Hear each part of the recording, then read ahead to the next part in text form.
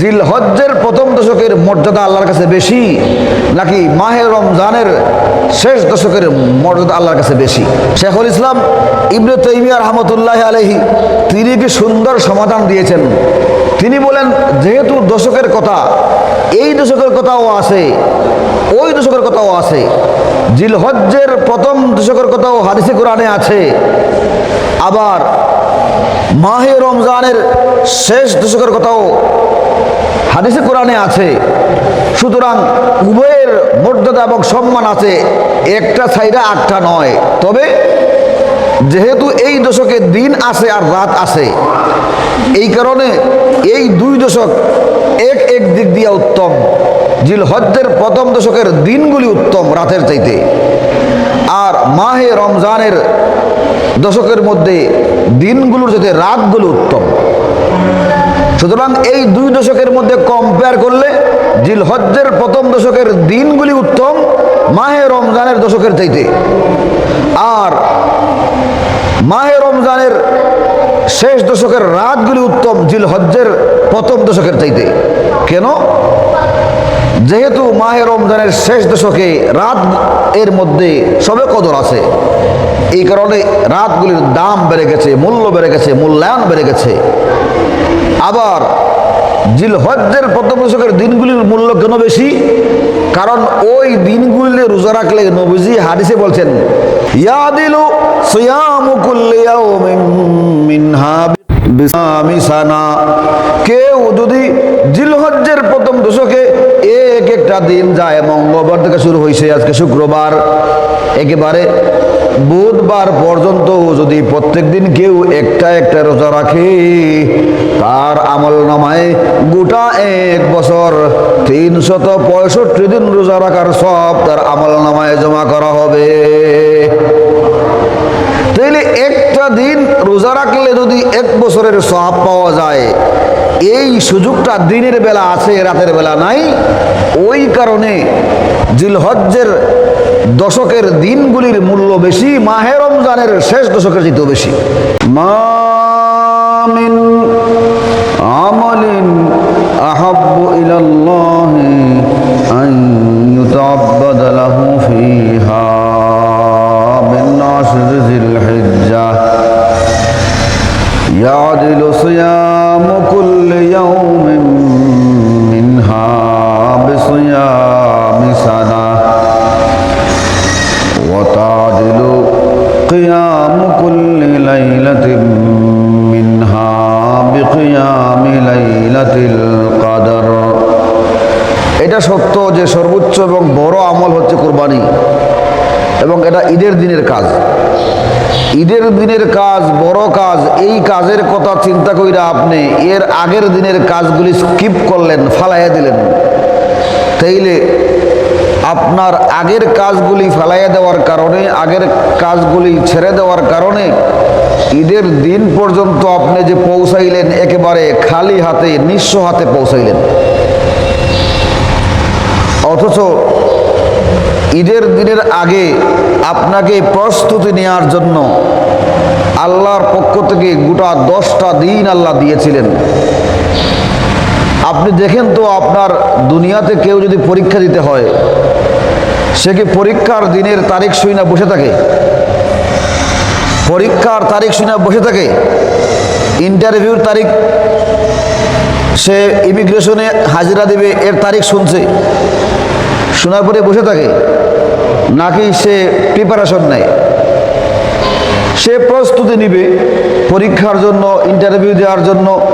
সে যদি কোনো এমবেসিতে উঠে, তো এর আগে তার আইএলটিএস লাগলে, ভাষার শিক্ষার কিছু লাগলে, ওই সব কিছু সে যথাযথ এমনভাবে, নিপুণভাবে, নিখুঁতভাবে প্রশিক্ষণ নিবে, যাতে তার ওই তারিখটায় যে কাজটা আছে এটা মিসিং না হয়, ওইটায় কোনো ফল্ট না হয়, কোনো প্রবলেম না হয়, কোনো প্রকারের ত্রুটি ছাড়া, কোনো প্রকারের ঝুঁকি ছাড়া, যাতে তার ওই দিনের কাজ সাবমিট করতে পারে।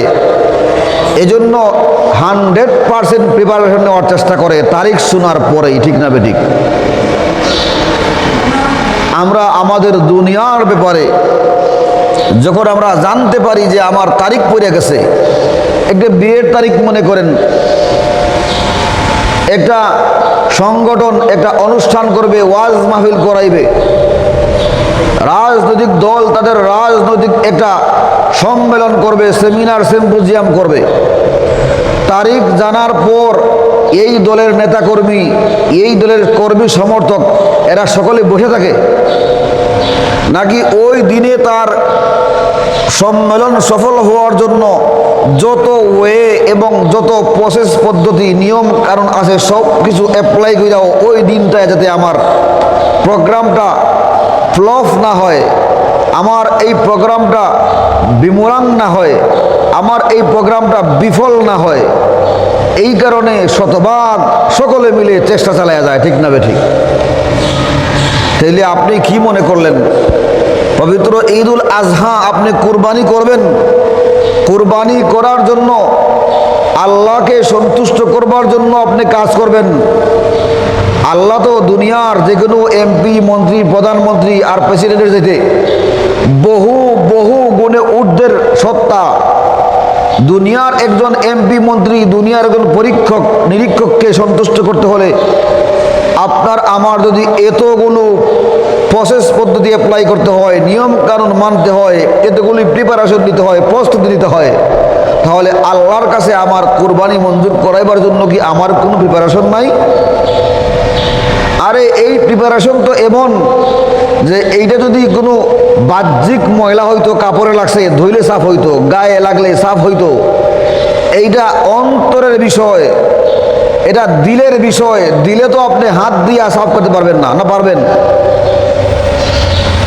ইলমে কেরাত আমরা যখন পড়াই, ইলমে তাজবিদ পড়াই, তাজবিদ বই থেকে পড়া যায়, কেরাতটা উচ্চারণ করতে হয়। হা কুত থেকে আসবে, আইন কুত থেকে আসবে, ওইটা হাত দিয়ে ধরে দেখান যায় না, ওইটা কষ্ট করে উচ্চারণ করতে হয়, বারবার প্র্যাকটিস করতে হয়, ট্রেনিং নিতে হয়, মস্ক করতে হয়, তবেই কেবল বিশুদ্ধভাবে উচ্চারণটা করা যায়।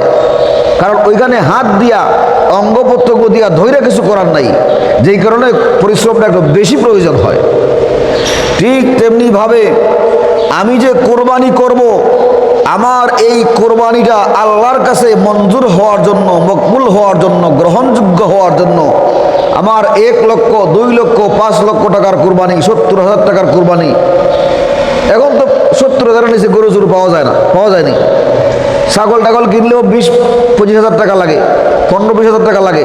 তো আমি যে টাকাটাই খরচ করলাম, এই টাকাটা যদি আমার কোনো ভুলের কারণে ওই দিনের কোরবানি করতে গিয়ে আমার কোনো ভুলের কারণে মিসিং হইয়া যায়, আমার এত সব টাকা নষ্ট হয়ে গেল। আমি গোশত খাইমু ঠিক, কিন্তু আল্লাহর সন্তুষ্টির পর্যায়ে পৌঁছাইবে না। এই কারণে গোটা 10 দিন ছিল আমাদের ট্রেনিং পিরিয়ড, প্রশিক্ষণের দিন। এই প্রশিক্ষণগুলো আমরা জানি কয়জনে? প্রশিক্ষণটা নেওয়ার জন্য যে আমাদেরকে বলা হয়েছে, হাদিসে আসছে, এই প্রশিক্ষণটা নিতে আমরা কয়জন এই প্রশিক্ষণটা আছে বলেই জানি, আর যারা জানি তারা প্রশিক্ষণ কয়জনে গ্রহণ করি? কি প্রশিক্ষণ? আমার দিল একমাত্র আল্লাহকে সন্তুষ্ট করার জন্য কুরবানি দিচ্ছে, নাকি গোশত খাওয়ার জন্য কুরবানি দিচ্ছে, নাকি পাড়া প্রতিবেশীর কাছে মর্যাদা বৃদ্ধির জন্য, বিয়াই বাড়ির কাছে নিজেকে একটু আপার ক্লাসের লোক হিসেবে উপস্থাপন করার জন্য। দেখবেন তো অনেকে বিয়া করাইবার আগের বছর কুরবানি দিছে না, যে বছর বিয়া করাইছে এই বছর ঋণ করে কুরবানি দেখে। বিয়ের বাড়ির লোকেরা কইতো যে আমার বিয়াই তো কুরবানিছে, 1 মোসা গোশত পাঠাইবো, গোশত পাঠাইবো মহব্বতের লাগি না, যে আমরা যে কুরবানি দেই এবং দিছি দেখো তোমরা, আমরা নিচের ক্লাসের লোক না, আমরা আপার ক্লাসের লোক। এই প্রবণতা আমাদের দেশে আছে কিনা নাই? এই প্রবণতা থাকলে আপনার কোরবানি গ্রহণযোগ্য হবে না, আল্লাহর কাছে মকবুল হবে না। আপনি গরু কিনছেন 1 লক্ষ টাকা দিয়া, 5 লক্ষ টাকা দিয়া, আপনার মনটাকে বুঝাইতে হবে যে আল্লাহ আমাকে সামর্থ্য দিয়েছেন বলে কিনেছি। আমি আমার আল্লাহকে সন্তুষ্ট করার জন্য সর্বোচ্চ বেশি টাকা খরচ করেছি আমার আল্লাহর সন্তুষ্টির জন্য। আল্লাহ যেহেতু দিয়েছেন এই জন্য কিনেছি, না দিলে কিনতে পারতাম না। এই মন মানসিকতা নিয়ে আপনি কোরবানির পশু ক্রয় করবেন, এটা সব। কিন্তু আপনি কোরবানি কিনলেন 5 লাখ টাকা দিয়া, আর আপনার বন্ধু আসছে অথবা ভাতিজা আসছে, এই ভাতিজা কিরে তোমরা গরু পুরা 2.5 লাখ, আমরা তো 5 লাখ দিয়ে কিনছি বেটা। কি বুঝাইল? মানে কম্পেয়ার করছি তোমাদের সাথে, আমরা কম্পারিজন করে আমরা জিততে গেছি। আসলে আমরা জিততে গেছি না, আমরা হাইরে গেছি। এই যে কম্পেয়ারটা করলাম, এই কম্পেয়ারের মাধ্যমে, তুলনা করার মাধ্যমে আমরা হাইরে গেলাম। ওই রকম কথাবার্তা আমাদের সমাজে আসেনি না নাই? এই রকম কথা যাতে আমার মুখ দিয়ে না আসে, আমার হৃদয়ে যাতে স্বচ্ছ আল্লাহকে সন্তুষ্ট করার জন্য থাকে, ওইটার প্রশিক্ষণ নেওয়ার জন্য এই 10টা দিন, এই 10টা রাত এত গুরুত্বপূর্ণ যে আল্লাহ পাক রব্বুল আলামিন কোরআনে কারিমে 30 নম্বর পারায় 10টা রাতের শপথ করেছেন। ওয়াল ফাজরি ওয়া লায়ালিন আশর, আল্লাহ শপথ করে বলেন ফজরের শপথ, প্রভাতকালের শপথ, ওয়া লায়ালিন আশর, এবং 10টা রাতের শপথ। এই 10টা রাত কোন 10 রাত, এইটা নিয়ে মুফাসসিরিনে কেরামের মধ্যে ভিন্ন মত। কেউ বলেন মাহে রমজানের শেষ দশকের কথা বোঝানো হয়েছে, আর মুফাসসিরিনে কেরামদের বড় একটা অংশ বলেন না, জিলহজ মাসের প্রথম দশকের কথা বলা হয়েছে। এই কারণে 10 রাত বা 10 দিন মিললে একটা দশক হয়।